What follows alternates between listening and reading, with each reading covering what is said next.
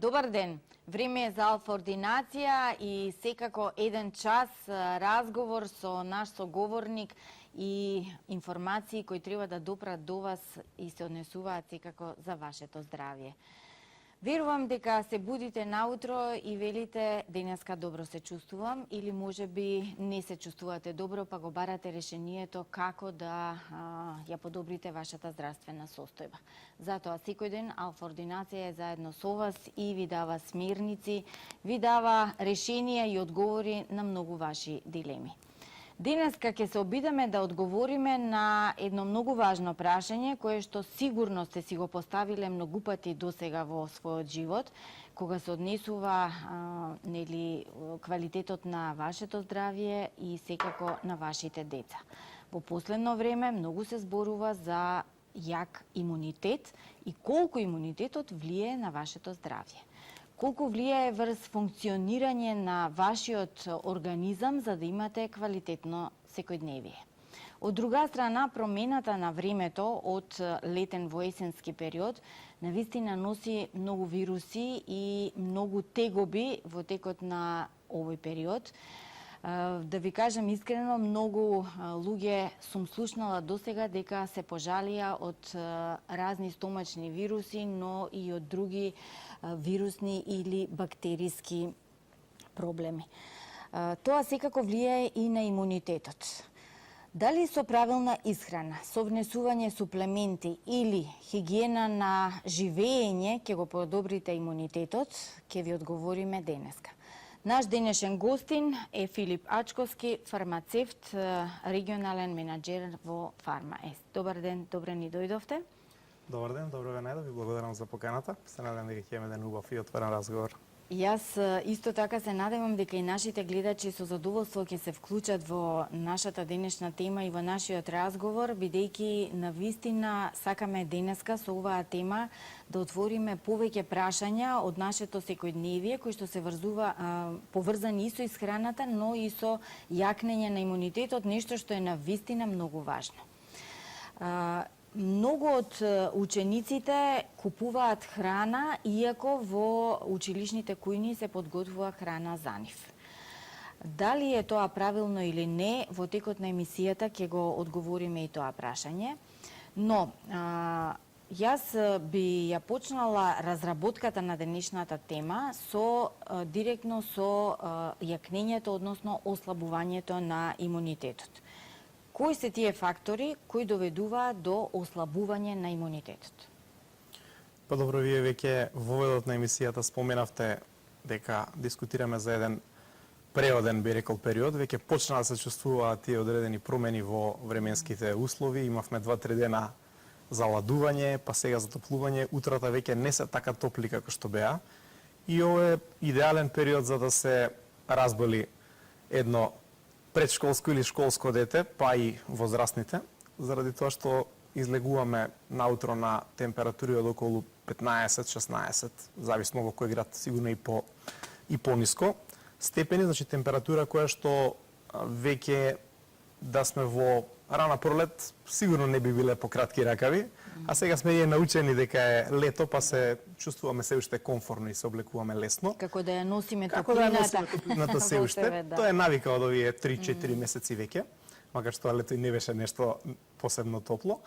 А од друга страна, кога се враќаме од работа или од нашите активности, веќе имаме температури редовно над 30 степени. Тоа се шокови на организмот. Ние треба да се припремиме и за почетниот дел од денот и за понатамошниот.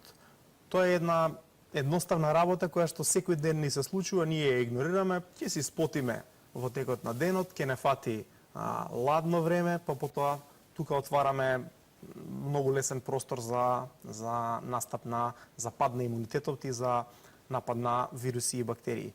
Втора работа која што поготово е насочена на децата, на предшколските и школските деца, ако во текот на летниот период не одеа во училиште и не беа така во затворени простории, беа на отворено, каде што ризикот од заболување е помал, сега веќе повторно ги враќаме назад во една состојба на функционирање во група, каде што ризиците од и тоа во мали простории, ќе бидам искрен, да кажам. Мали простори за многу деца. За многу деца, ете така, значи дискутираме за групи по 30 повеќе, зависно од локацијата.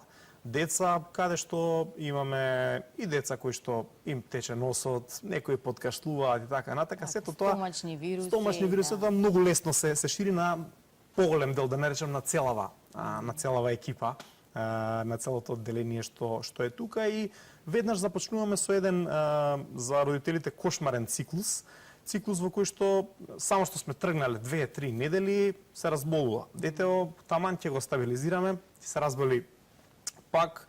Прво ќе добие стомачен вирус, после тоа ќе добие некоја респираторна инфекција и така натака. Значи самиот период на промена на начинот на живот од отворен простор, од одмор, од плажа, од море, од езеро, неважно, од планина внатре во школски клупи или евентуално во градинка во затворен систем, предизвикува зголемен ризик од инфекции.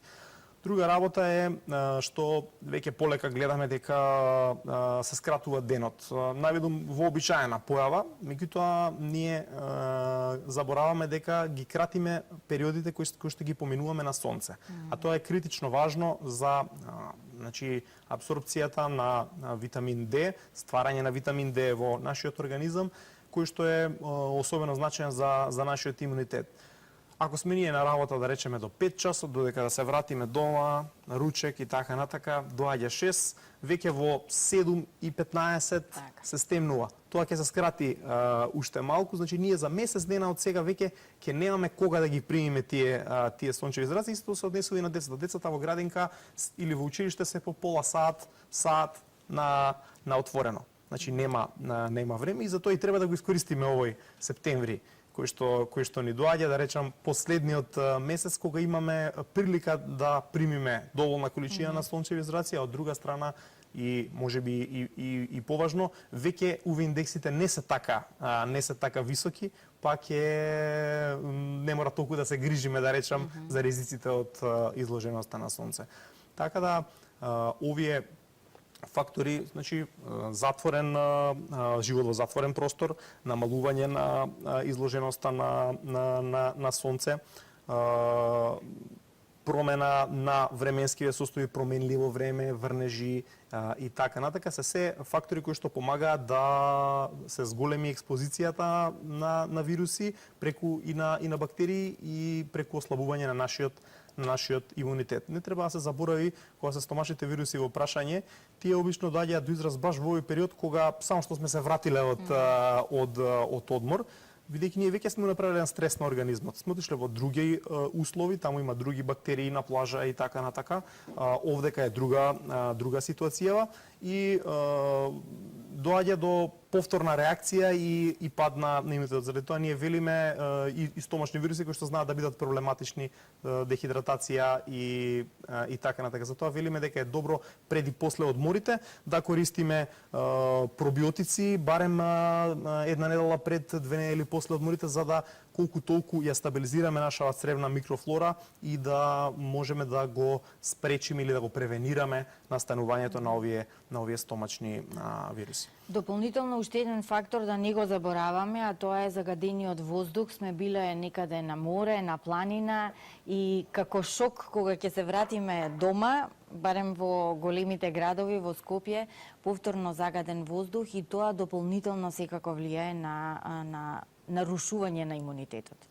Апсолутно, тоа е посебна тема и доста сериозна, за која што за среќа ќе кажам, последниве години има малце повеќе критична маса и притисок до надлежниве. Меѓутоа, еве констатираме како родител на две мали деца, редовно ги проверувам тие параметри.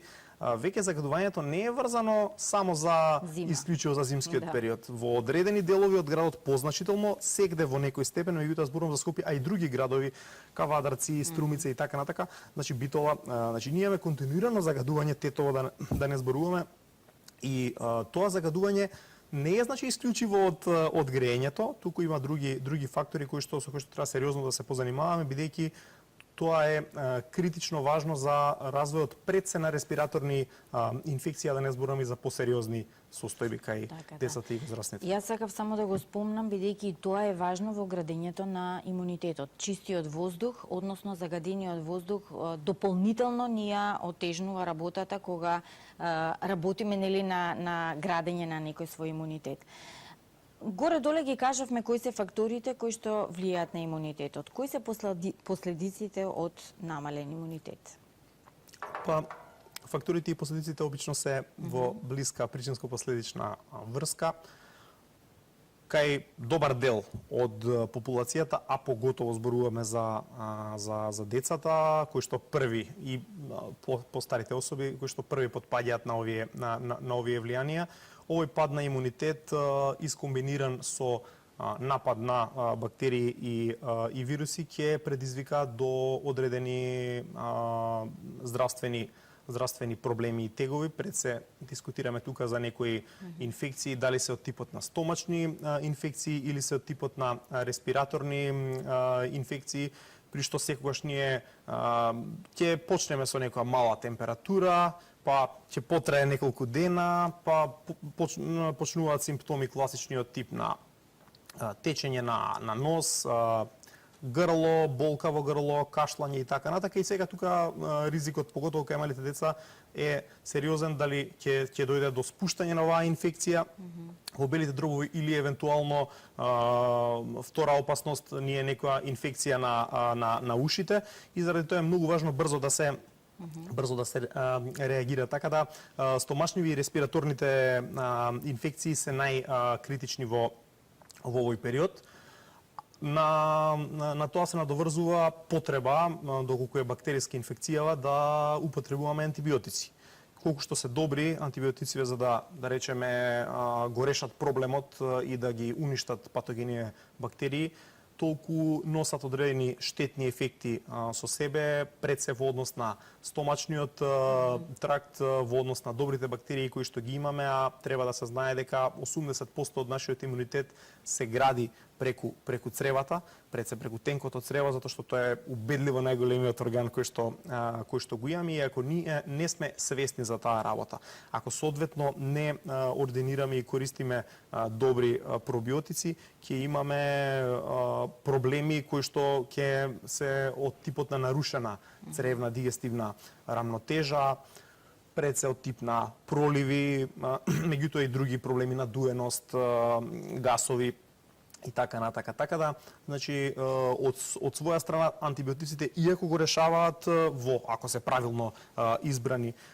и соодветно користени, најчесто го решаваат проблемот, предизвикуваат штетни нус ефекти и дополнително го ослабуваат имунитетот. Заради тоа и инсистираме дека ако наудите потврдат дека е вирусна инфекција, да не даваме антибиотици. Бесполезно е тоа, само го ослабуваме нашиот имунитет, односно не му даваме прилика на организмот да се бори.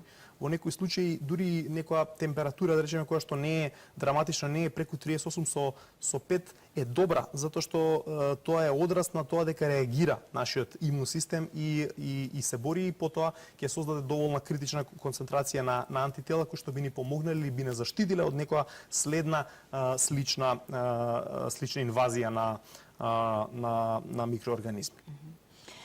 Пред да преминеме на делот на исхраната, кој што навистина е многу важен во јакнење на имунитетот, во надминување на сите тие тегоби кои што ги споменавте, јас би сакала, како порака до нашите гледачи, за користењето на пробиотикот и сите витамини кои што ги земаме преку суплементи. Пробиотикот, рековте, да се зема пред одење на одмор и по враќање на одмор. Дали би пречело ако во текот на годината го земаме пробиотикот како средство за превенција на разни стомачни тегоби? Па токму тоа е и главната, да речам, примена во денешно време на пробиотиците, макар што тоа е сега веќе развиена гранка, каде што се користат за многу други работи, од имунитет до некои срцеви заболувања и така натака. Она што е пораката покрај примената пред и после одморите, секако е примена на пробиотик, како што веќе споменав, паралелно со употребата на антибиотиците со некои 3 часа размак помеѓу двете примања и секако во превентивна смисла ако почувствуваме било какви нарушувања или тегоби на стомашниот трак. Не мора ние да сме да речам болни, да не одиме на работа за да имаме одредени стомашни проблеми.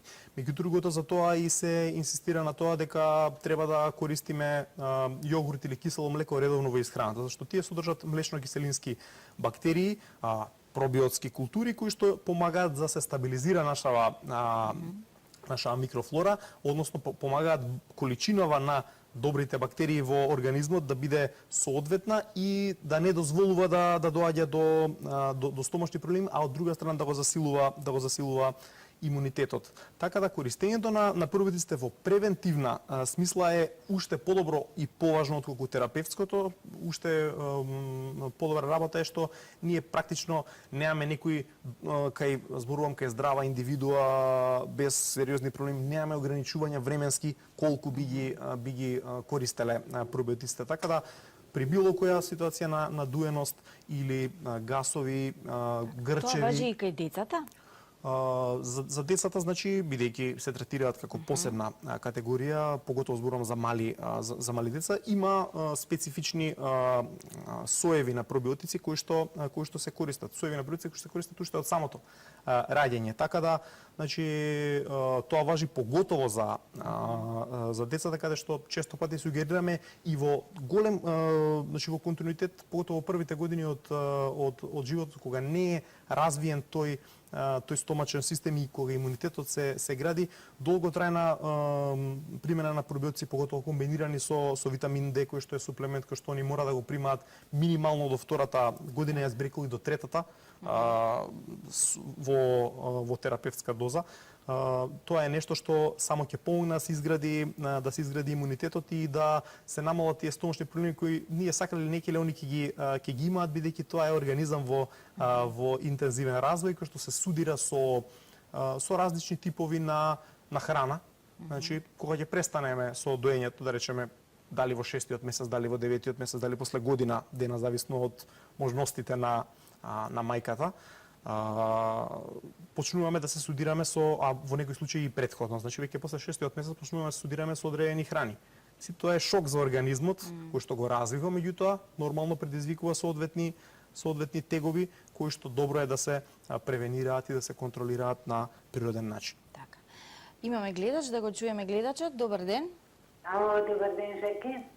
Како сте? Добри ли? Благодарам добро, одамна во ординација не сум се јавила, ама баш одамна.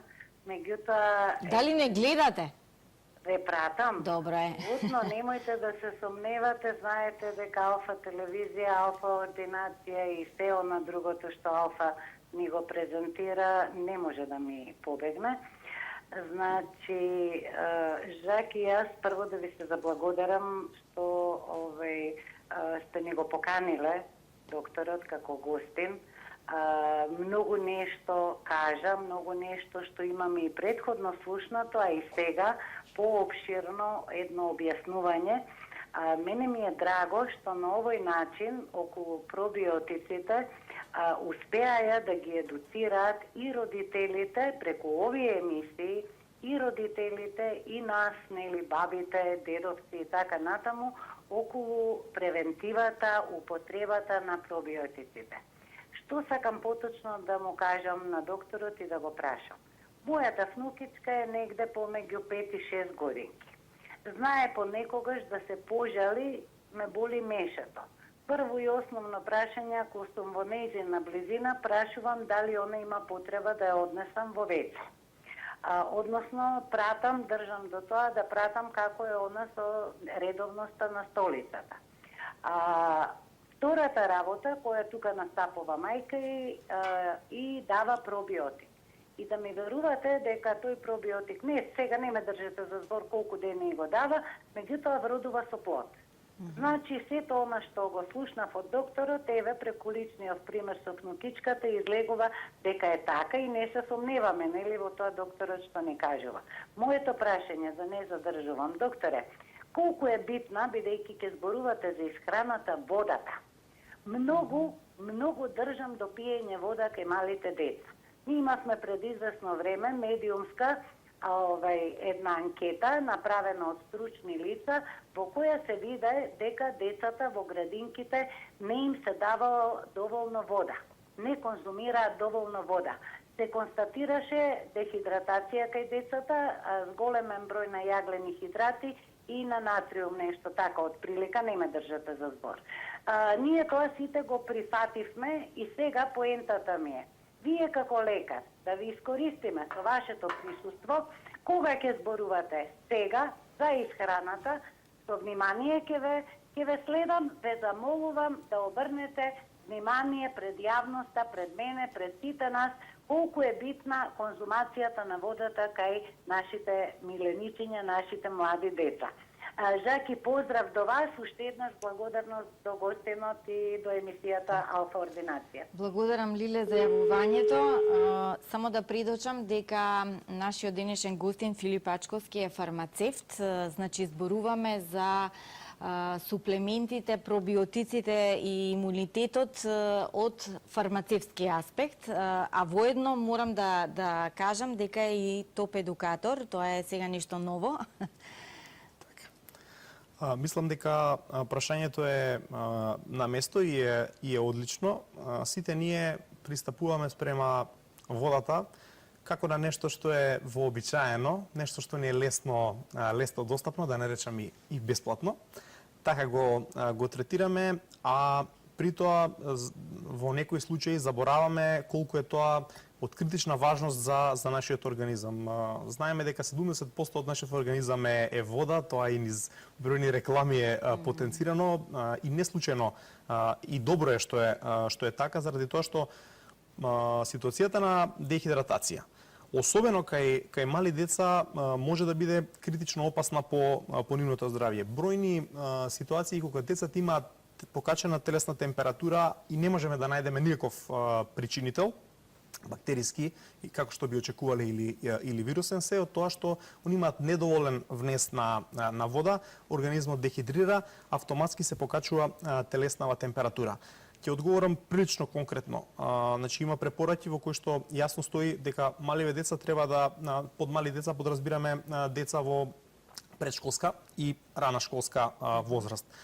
Треба да пијат по 5 до 6 чаши вода на или друга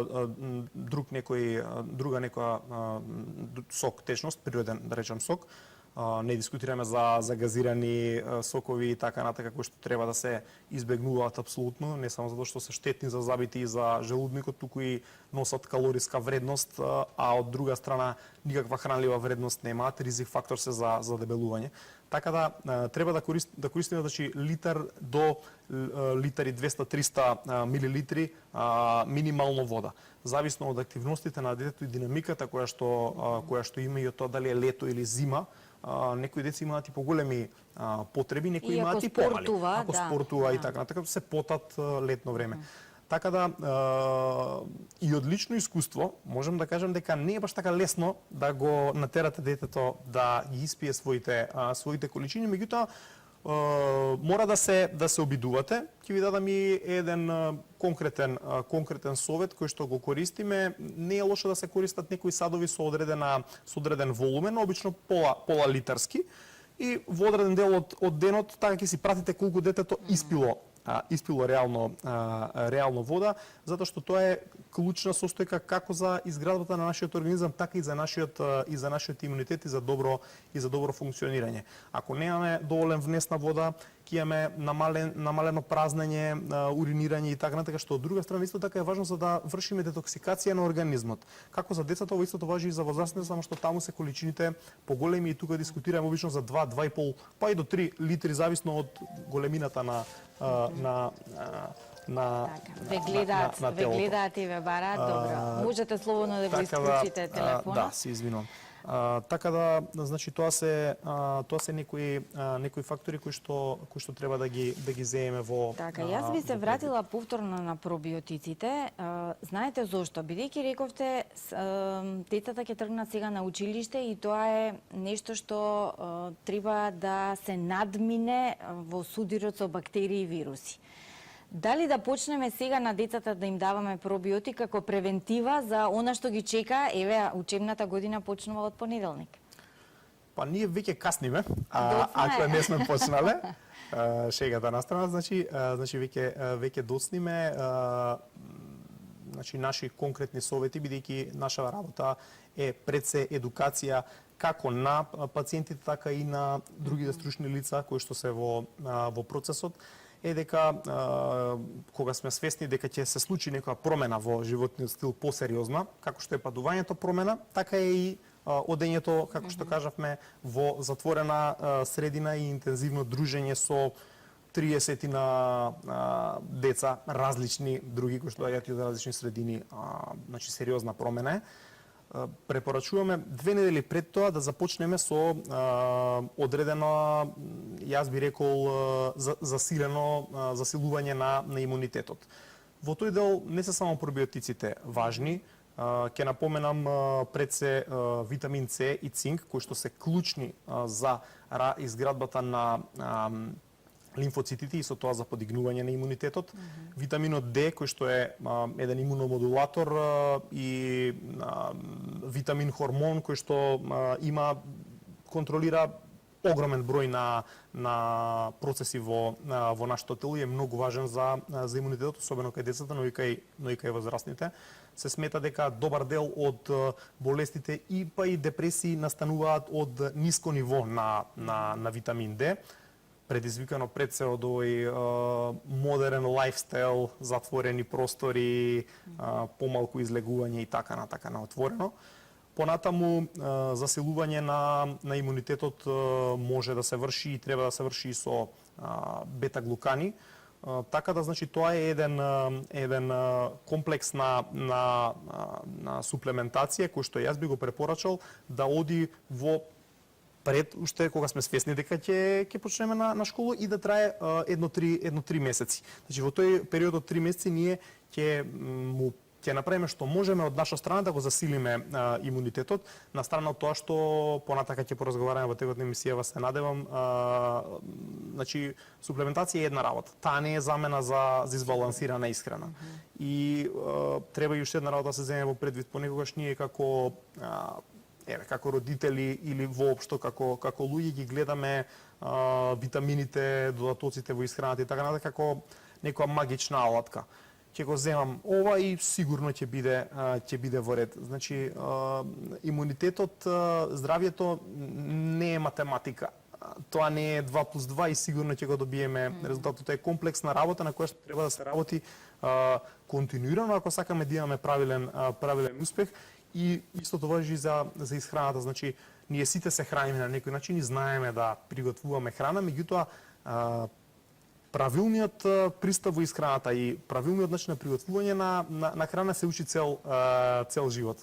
Така да тоа се некои пораки кои што треба да ги имаме во предвид. Така. Еве ова последново што го кажавте, ќе го разработиме во вториот дел од емисијата, колку е важна исхраната во јакнењето на имунитетот по блокот реклами. Денеска зборуваме за правилната исхрана и јакнењето на имунитетот. Заедно со нас е Филип Ачковски, фармацевт, регионален менаџер во Фарма С. Сите знаете дека старите велат штом се храните со лажица, ќе имате добро здравје. Па во текот на неделата повеќе пати јадете ручек со лажица за да бидете здрави.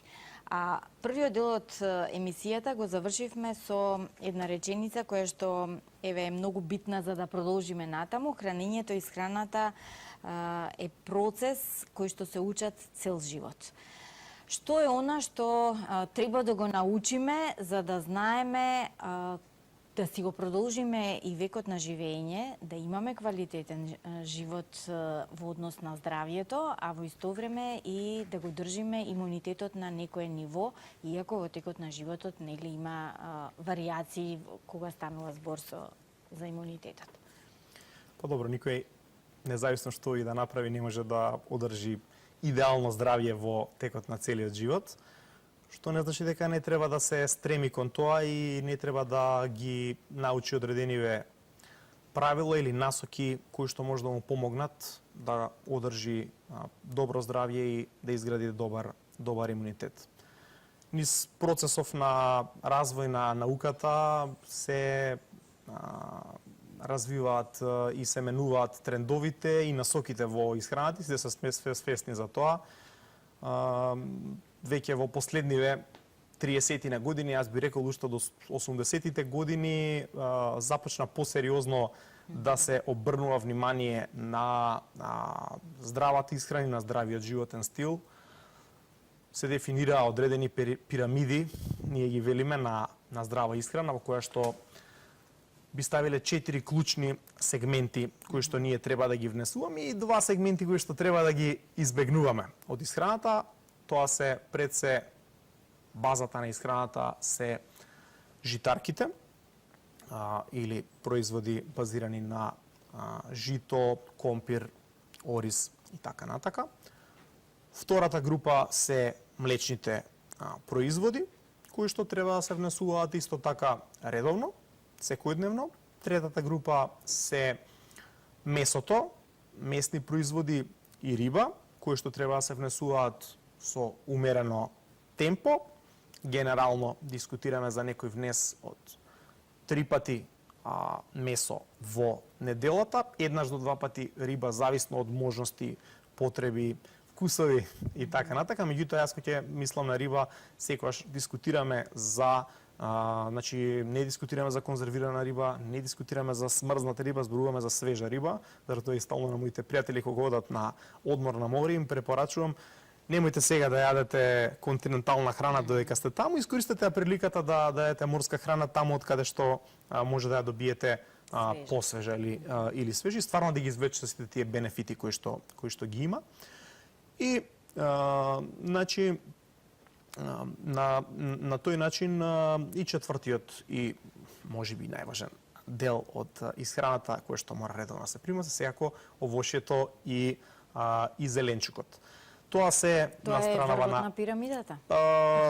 Па не, значи врвот на пирамидата е тоа што најмалку треба да го јадеме. Како да ја свртиме пирамидата. Долу ни се житарките. Тоа е надополнето со 2 ставки кои што треба да се трудиме да ги избегнуваме максимално. Дискутираме за масти од животинско потекло кои што се видливи пред се и да речам заситени масти и шекери, сладки и така натака, кои што едноставно се нешто кое што јас сум практичен, не велам не треба никогаш да се конзумира, меѓутоа треба да се го дозволиме како ретко задоволство. Не да биде пракса или пак она што се вели навика, знаеш што, јас секој ден си купувам по едно чоколадо. Бенефитот од тоа е практично незначајна, штетата е континуирана и долгорочна. Понатаму ќе објасниме подетално за сите овие работи.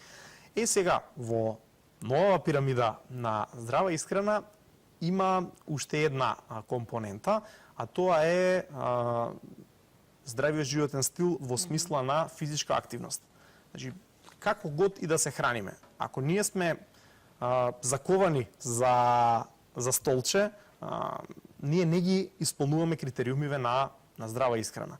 Значи, ние мора да најдеме можности за минимално 30 минута физичка активност во текот на денот. Ако не успеаме тоа да го направиме од било кои причини, искрено не успеваме да ги задоволиме сите критериуми на еден здрав животен стил. Така да тоа се тие 5 испаднаа компоненти кои што ни се некоја водилка кон подобро здравје и кон континуирано одржување на здравиот живот. И сега можеме да ги опфатиме групиве индивидуално, бидејќи не е исто дали користиме житарки од интегрално брашно или она што ние го велиме бел леп. Јас не беше многу одамна, во нашето детство белиот леп беше ценет повеќе. Сега работите се променија. Она што навистина стои е дека во производите од интегрално брашно можеме да ги добиеме Пред се витамините од Б групата во поголема концентрација, во поголема количина и се намалува оној негативен ефект на задебелување кој што би го добиле ако премногу конзумираме производи на база на бело, така наречено бело брашно. Заради тоа веќе уште од втората година на децата се инсистира на тоа да се зголемува внесот на интегрални житарки во нивната исхрана и тој треба да изнесува 50% од целиот внес на житарки, ориз и компир во нашата исхрана. Друга работа што е важна е и кога тоа го конзумираме. Житарките прецени се на база на јаглехидрати. Јаглехидратите во нашиот организам се корисни од тип на тоа што ни даваат енергија за да можеме да ги вршиме секојдневните активности. Значи, потребни ни се апсолутно, меѓутоа не ни требаат повеќе отколку што трошиме. Заради тоа, прва и најважна сугестија е да се внесуваат во процес на опаѓање од доручекот према вечерата, затоа што нашите активности на вечер обично, природно се намалуваат. Значи наутро да јадеме повеќе. Точно така, наутро треба да го базираме денот на интегрални житарки, најдобро во комбинација со одредено овошје, сезонско или нешто што сакаме да го јадеме. Например, банани во моментов или нешто друго. Сега барем има дињи, лубеници, дињи, лубеници, имаме избор. Овоше избор, Ќе добиеме енергија за да можеме да функционираме во процесот на будење на организмот. Нас ни требаат јаглехидрати за да може да функционираме. Понатака во текот на денот ќе дојдеме до ручек кога е важно да внесеме протеини во исхраната. Протеините се клучен сегмент за изградбата на нашето тело и тие можеме да ги најдеме како во производи од животинско, така и во производи од растително потекло. Значи, дискутираме за месни производи, дискутираме за риба, за јајца од животинскиот дел, печурки, кога зборуваме за растително потекло, граф, леќа, грашок и така натака. Меѓутоа, искористливоста на тие материи е значајно поголема во производите од животинско потекло и заради тоа сум јас противник на тоа да ги исклучиме комплетно. Не треба да го исклучиме ние место, треба да го селектираме правилно. Поготово во детска развојна возраст. Понатака може да правиме одлуки во животот како ни одговара. Меѓутоа во детска развојна возраст треба да користиме немасни меса, еднаш неделно пилешко месо или мисиркино, зборуваме обезмастено, зборуваме за бело месо. Ако конзумираме повремено батаци или нешто така, да се исчисти колку што може масниот дел, кожата особено, затоа што таа не ни треба, иако има тука некои липосолубилни витамини, меѓутоа штетата е поголема од користа. Понатаму, тенденција на тоа да свинското месо ретко се користи во исхраната. Може да го користиме, меѓутоа да не биде тоа честа појава. Како основна намирница да не е. Апсолутно. Значи може да го користиме еднаш-два пати во месец, меѓутоа генерално не е тоа нешто што треба да ни биде за извлекување на протеини, затоа што влечеме многу масти заситени кои што реално не ни требаат. Трета, односно ќе направат повеќе штета од корист. Трета работа е заменување на месните оброци со рибини оброци кога можеме да си дозволиме тоа и кога имаме квалитетна риба на располагање.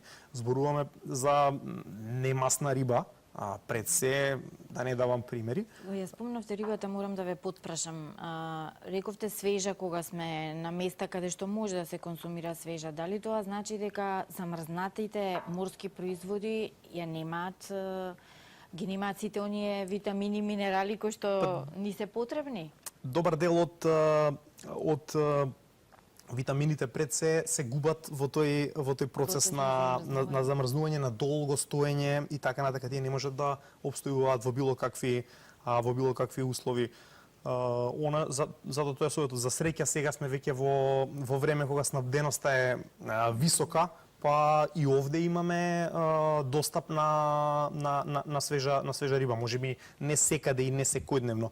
Меѓутоа, ако немаме морска риба, свежа, зошто да не е? Користиме пастрмка или така натака. Апсолутно имаме количини, да.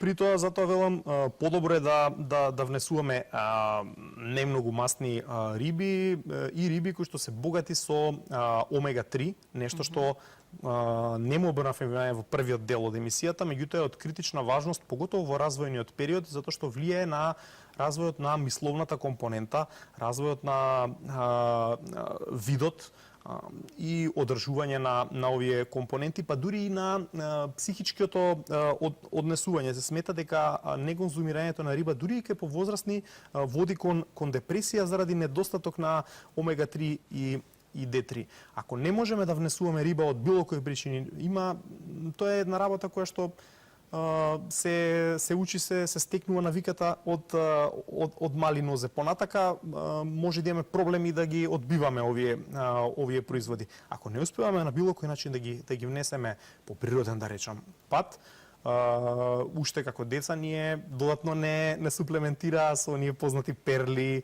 претходно уште со рибино масло, а сега има и посовремени облици каде што точно се знае која количина ја имаме на омега-3 и на витамин D, за да можеме да дојдеме до максималниот бенефит за нашиот организам. Додека сме се уште кај местава исхрана, поготово деца мали во развој, корисно е да конзумираат телешко, јунешко месо, кај што количините се, да речам, се помали на масти, а се добри за развој и за изградбава на мускулниот дел на нашиот организам. Така да, затоа велиме, оваа месна исхрана е во делот на умерени работи. Ако еден ден јадеме месо, другиот ден може да конзумираме, да ги внесуваме протеините на друг начин. Или преку јајца, или преку граф, леќа, легуминозни растини, кои што исто така имаат. Меѓутоа не е исто, ние треба да изедеме огромна количина на растенија да би внеле иста концентрација на протеини. Со парче месо. Едно време сметавме дека сојата е решение за се, ама сега веќе ја избегнуваме. Дрва и камења по сојата. Фрламе дрва и камења затоа што е. Може би овој разговор за наредните 10 години повторно ќе биде бесмислен, бидејќи повторно со нови истражувања и нови некои анализи ќе изнајдеме други начини на исхрана, а веројатно е тоа така затоа што го менуваме и начинот на живење. Вака не сме живееле пред 20 и 30 години. Навистина семејството во 15 часот биле сите дома и јас не случајно кажав преска, со лажица се ручало, значи сготвена храна од тенџере со лажица течна. Сега јас сакам и тоа да го поврзам, колку и приготвувањето на храната може да влијае во губење на тие витамини кои што им се потребни и на децата и на возрастните. Апсолутно, значи како и за смрзнатата, факт и коментар кој што стои, ние имаме тенденција како кујна, како исхрана да ги преваруваме стварите, продуктите што ги ставаме тука, во некои други медитерански кујни и така натака, тоа малку поинаку се прави, велиме ги обаруваме, поготово зеленчуците.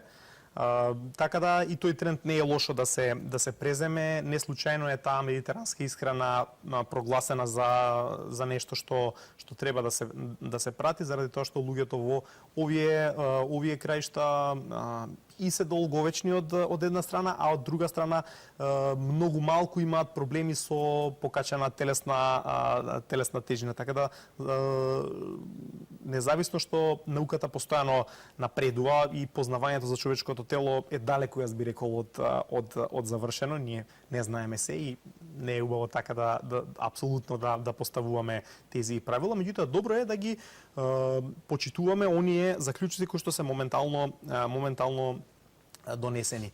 Така да во тој контекст и тоа. Во контекст на припремата на исхраната, Се губат ли витамините кога еве долго се варат продуктите? Апсолутно. Тоа е важна Апсолутно, информација. значи, апсолутно, затоа и велиме, кога се користат, поготово витамин С и така натака, нема смисла да се става ако е повеќе од 70 степени температурата на исхраната. Само ќе го уништиме и не добиваме ефект. Обично во жежок чај си Ете ставаме така, значи мора да лимон. почекаме малку тоа да се направи или во жежок чај или вообичаено е и исправно да се кога конзумираме спанаќ или нешто слично, за да внесеме железо треба да ставиме лимон или витамин С. Тоа е заради тоа што за да може да се абсорбира железото треба кисела средина, меѓутоа мора тоа да се подолади малку, да биде во состојба кога можеме да го конзумираме, па тогаш да аплицираме. Тоа е пример, значи, од секојдневието, како треба да внимаваме во однос на припремата. Јасно е дека денешниот тренд на живот брз се работи, се почна покасно се работи, се враќаме подосна, движењето веќе е се поспоро низ градовите, да речам. Ги намалува можностите за она стара добра школа на припрема. На припрема. Меѓутоа, сепак,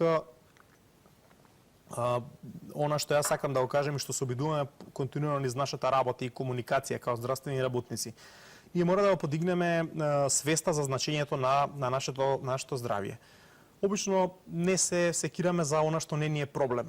Ако сме здрави, ако добро се чувствуваме, комотно се однесуваме, не правиме контроли, не внимаваме на исхраната, затоа што е добро. Почнуваме да реагираме кога ќе дојде проблемот. Значи проблемот е, здравствените проблеми се кумулација на нашето однесување во текот на животот, и во тој контекст преку собствената едукација, значи едукацијата на родителите, тие треба понатака да станат едукатори на собствените деца и да ги насочуваат во правилна насока и со собствен пример. Не е работа само јас да речам да треба да се прави тоа и тоа, а да не го почитувам. Исхрана од тип на брза храна се подразбира дека тоа ќе биде пражена или печена храна. Ако ја печеме храната на огромна температура, сите корисни сегменти тука ќе испарат. Так. А во однос на праженава храна, значи апсолутно е јасно дека поготово зборувам со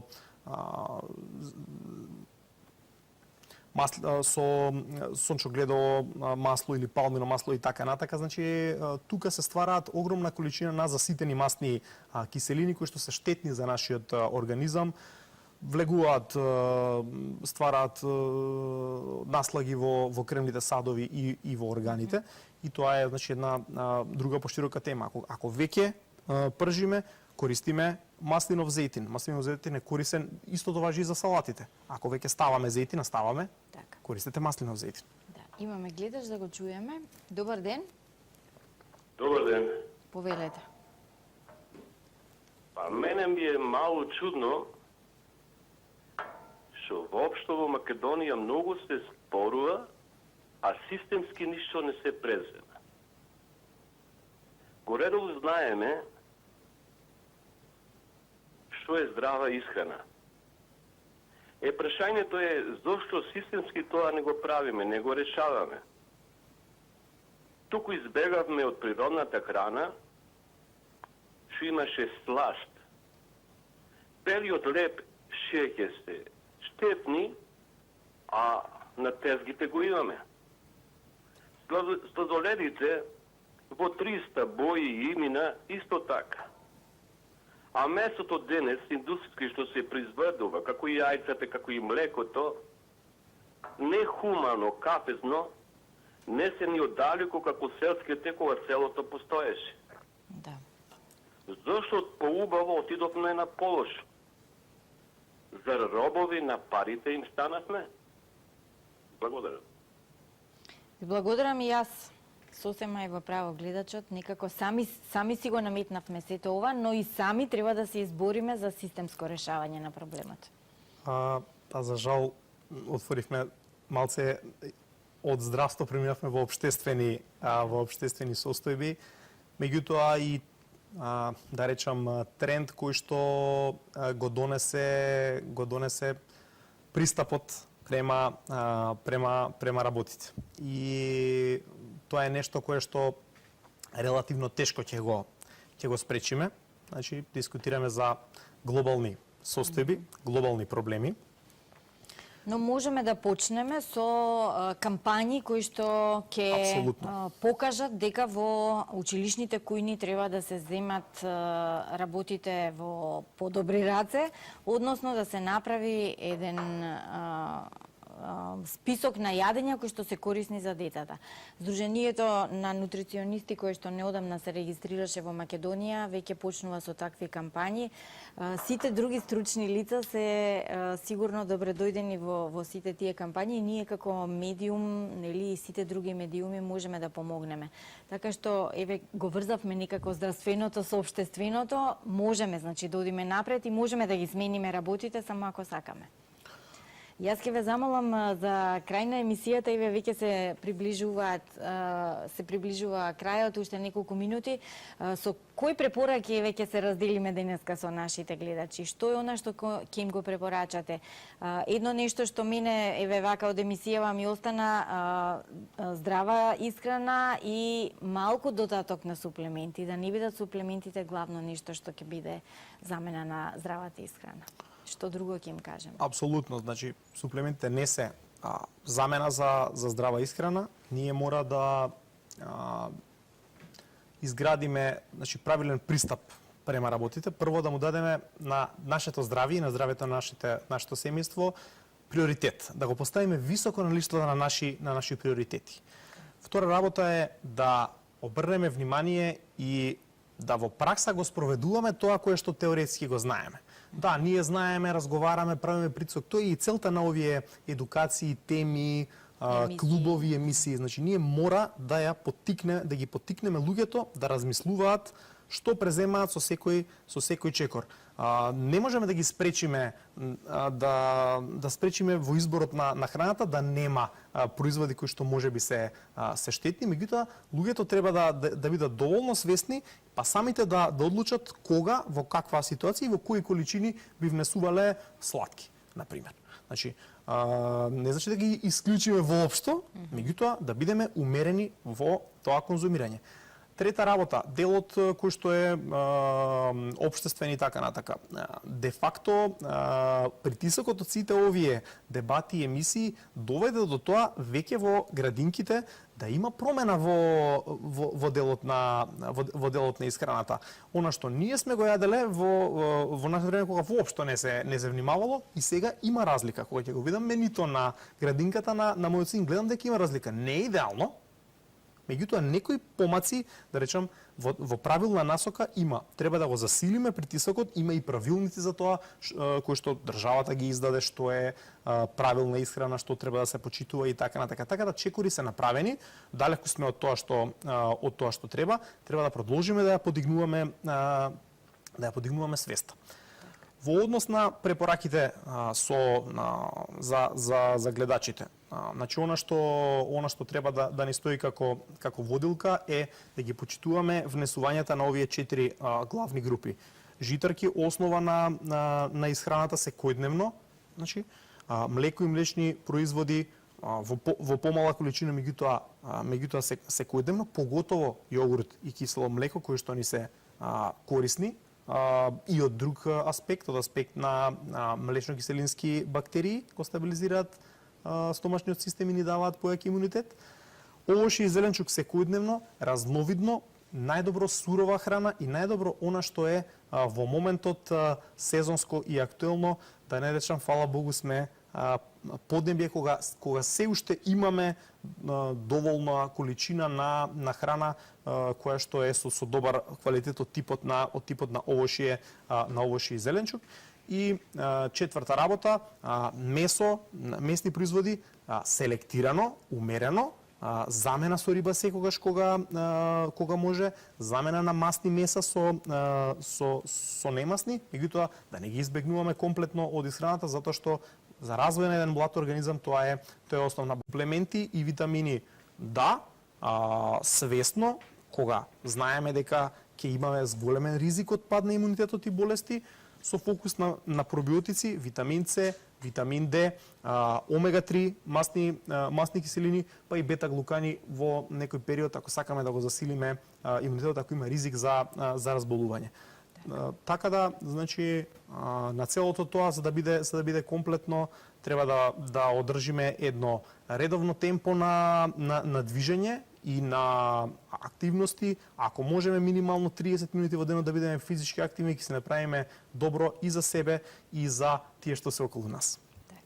Благодарам за денешното гостување во Алфа Ординација. Се надевам, почитувани гледачи, дека добивте доволно информација и верувам дека многу од работите веќе и вие ги знаете, но можеби ваквите емисии навистина ќе ве натераат денеска да биде денот кога ќе почнете навистина малку повеќе да внимавате на она што го внесувате во вашата исхрана. Не чекајте понеделник, бидејќи сите диети почнуваат од понеделник, еве денеска е четврток, почнете денеска со некој убав здрав режим на исхрана. Довидување од мене.